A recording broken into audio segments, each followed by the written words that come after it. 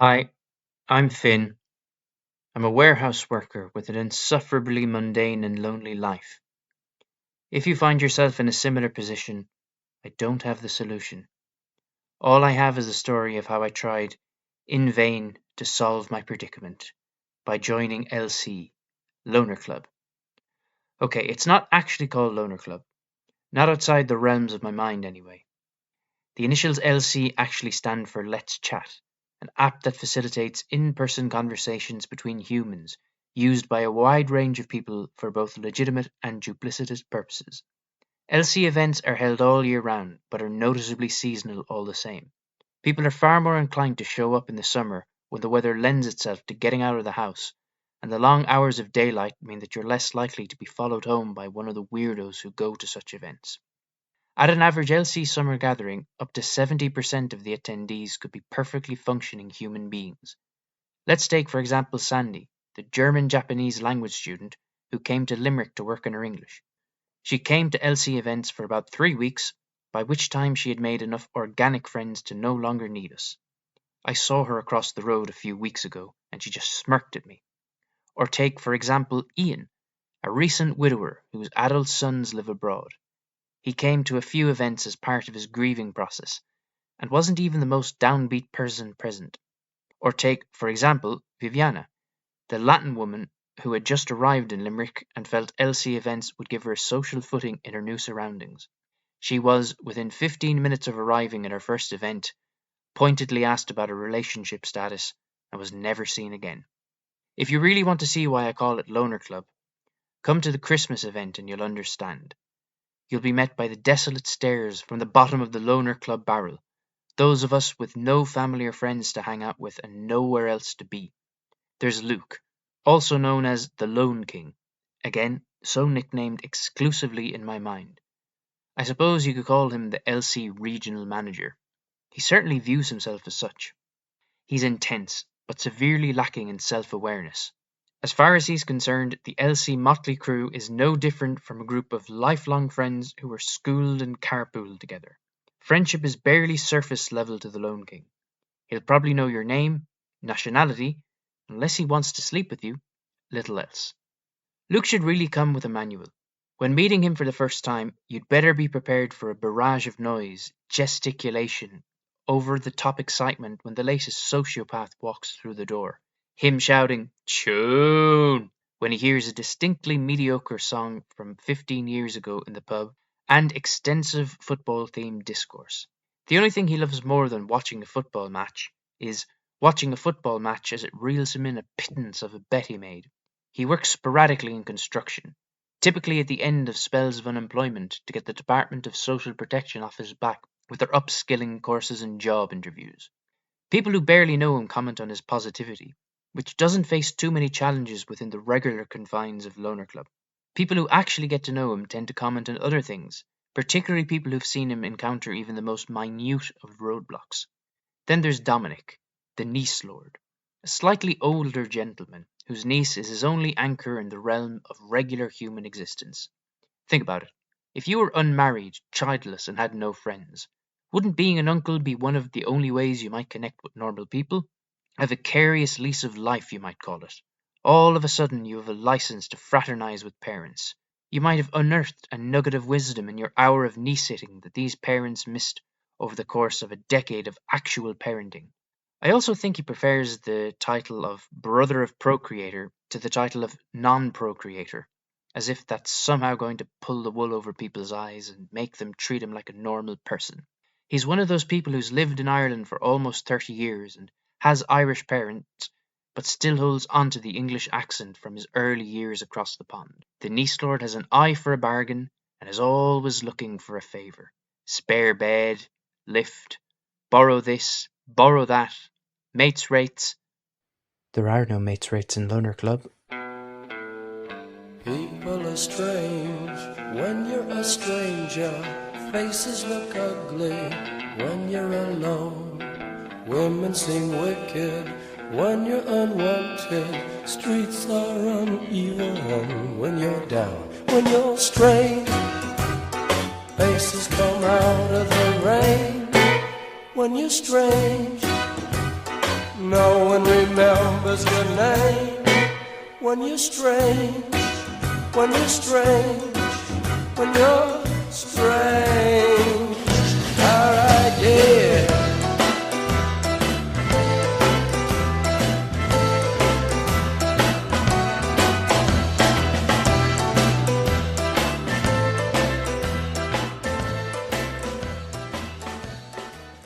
So how did I, Finn Rossiter, end up at Loner Club? Well, we'll go with the sob story I tell people. Most of my friends went to Australia. It's amazing how many people will hear that and will, within 2 minutes, be talking about actual friends of theirs over there.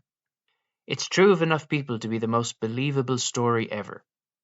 On the rare occasion that people seek specific information, you'd be surprised how easy it is to fob them off with references to time zone induced communication problems.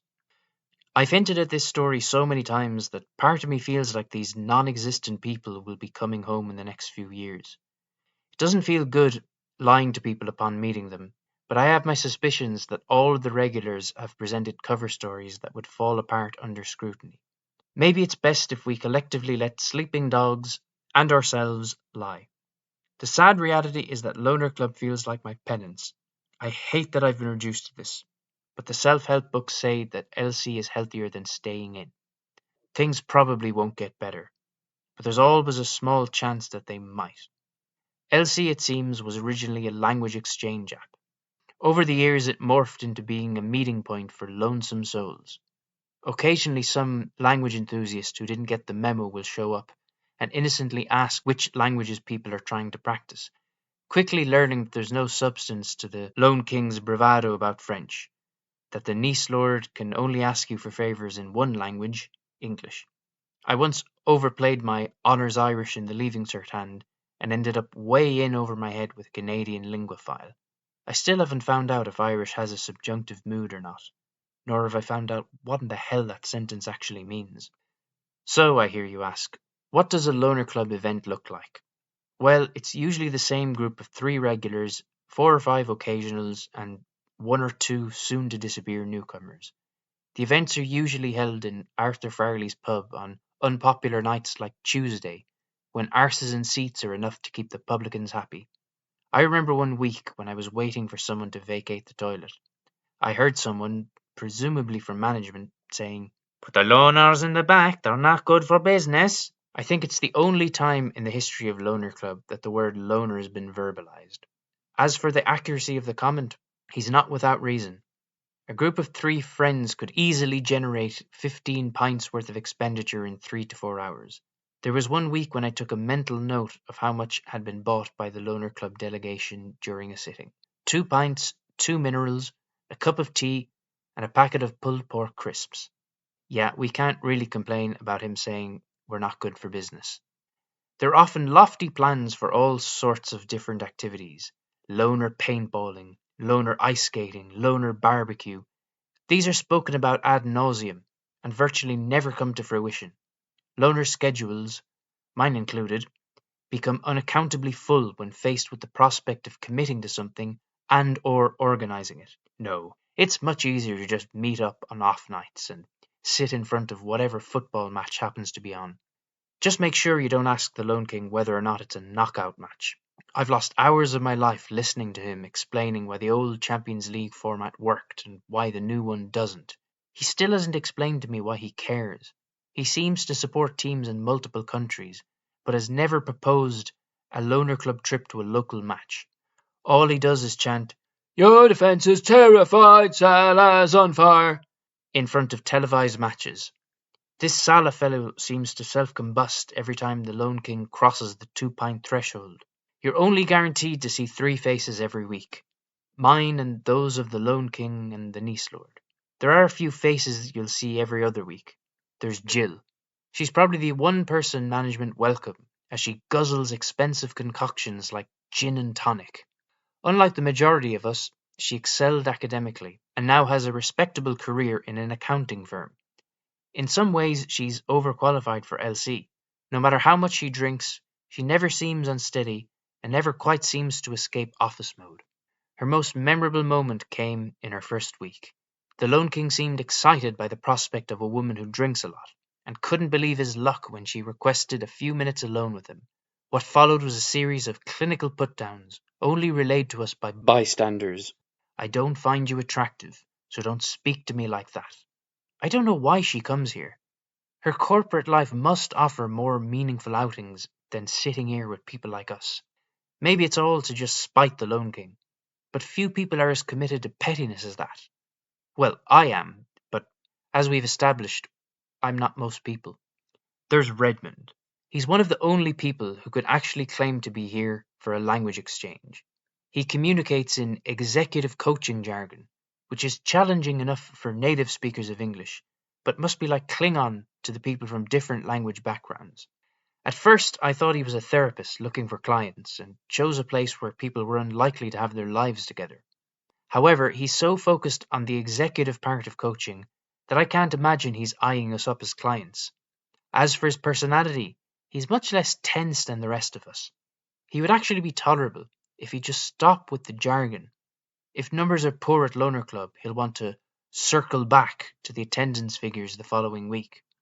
If you order a pint of Guinness, he'll tell you about the synergy between the foam and the rest of the pint. That's it. Loner Club. Alone together and together alone. Now that you know Loner Club's lineup and modus operandi, let's call into Arthur Farley's on a cold, dark Tuesday in February. Meeting at 7:30 means I'll leave home well before 7. It's only a short bus journey to the pub, but there's always a chance the bus will break down. Finn Rossiter, pathologically punctual. There's an autobiography no one would read. Farley's door is one of those that, unless you know the pub, you'll imagine will stay open after you've entered. I know from experience that it will only let cold air in for about 30 seconds, but other clients look slightly bemused. The TV is playing softly in the background.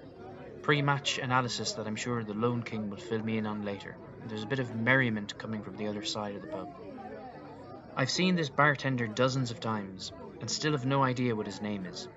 He looks at me with the stoicism of someone trying to find a balance between his workplace composure and laughing at the guy who, as of right now, has been stood up by the lone folk.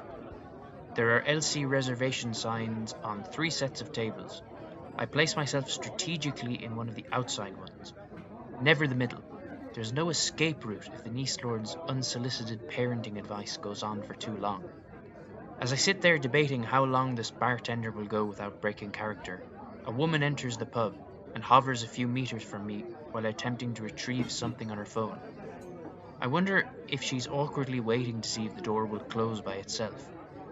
She has a long jacket and blonde hair, which has been partially stuffed into a beanie hat. She looks up and eye contact has been made. A curious look on her face informs me that she cares not for the mechanics of the door. She's here for Loner Club. Is this the group for the LC? Mirela. From Croatia. Nice to meet me, apparently. Suppose it's a bit soon to determine that. Meeting me could prove to be nice, but it could also prove to be unremarkable, or even regrettable. She's a physio who's been in Ireland for a few weeks, found out about LC through a client. I wonder if the advice was given out of misguided sincerity, or if it was part of an attempt to lure her here. I'll only find out if the niece lord shows up later on crutches. The first conversation with an LC novice is probably the only moment that people communicate with you without any prejudice. For all she knows, I could be one of many perfectly normal human beings at LC, and I think I answer her questions in such a way as to maintain this illusion. Sadly, it comes to a grinding halt after little more than 5 minutes when I notice the Lone King billowing out of an unseen corner of the pub. He salutes me before aiming his chair in such a way as to cut off my stream of communication to Mirela. Croatia? Nice. Luka Modric. I was actually there last year, you know. Mirela makes her antipathy to football known, but Luke is throwing out so many hooks he's actually getting a few bites. She doesn't seem interested in tonight's match, nor his belief that Croatia were robbed in 2018. But the mention of something called Cevapci has caught her attention. At this point, the niece lord shows up and sits in precisely the seat that Luke would like him to have chosen. Him sitting directly in front of me means I'll have niece talk coming at me from one angle and a Lone King-shaped barrier on my left-hand side. I might be cordoned off from Mirella and the Lone King's conversation, but I'm close enough to hear some of what they're saying. The Niece Lord is giving me advice on which bike lock to get for a bike I don't have, but I can hear the Lone King communicating with Mirella in nothing statements like Happy days! And sure, what more could you want? "What more could you want?" Well, nothing. Apart from a functional social circle that would mean you'd never have to go to events like these again. In a matter of seconds, they've started trying to organise a trip to a poetry slam because the Lone King heard there's one on the horizon. It's amazing how quickly he can become passionate about subjects he has never before mentioned or expressed an interest in. Not a whole lot more happens as the night draws on. Mirella's appearance will be just about all to write home about this week. She steps out to the bathroom for a moment, and the Niece Lord dryly inquires as to whether or not the Lone King's enjoying his night. He declares that they Get on like a house on fire, and they have so much in common. Yes, Luke. You, a virtually unemployable freak who drives all but the loneliest of people away from you, have so much in common with a charismatic professional. What exactly is it about yourself that you see in her? Did she say Pulp Fiction was her favourite film? Mirella returns and announces that her departure is imminent. The Lone King knows what to do. He extracts contact information for not one, not two, but 3 different platforms: WhatsApp, Instagram, and Snapchat. There's a man that knows the perils of blocking features. Most people would only block you in the preferred medium of communication, forgetting that they've been tracked elsewhere and can easily be subjected to a "why did you block me" message. This does lead to an awkward moment when Mirella's phone is on the table with her QR code accessible for scanning. The Niece Lord attempts to get in on the action, but the Lone King positions his phone in such a way as to block him. Mirella offers handshakes to everyone, but the Lone King stands to make his expectations of a hug clear. She says, See you next week. as she leaves. Within seconds, the Lone King's face has started to brim with pride. I suppose her deeming pepper spray unnecessary is a win for him. His commentary seems to have interpreted things differently. Just in time for Valentine's Day, lads. I do everything in my power to prevent my mental grimace from being reciprocated facially, and blurt out, "So, poetry slam next week?" The Lone King doesn't actually respond to the question, but smiles to himself. Well, he might be planning to go there with Mirella and no one else, but I've taken the authority to look up the date, venue, and suitability of ticket prices. For the record, they're just about suitable, on Google. You're not getting away so easily, Luke.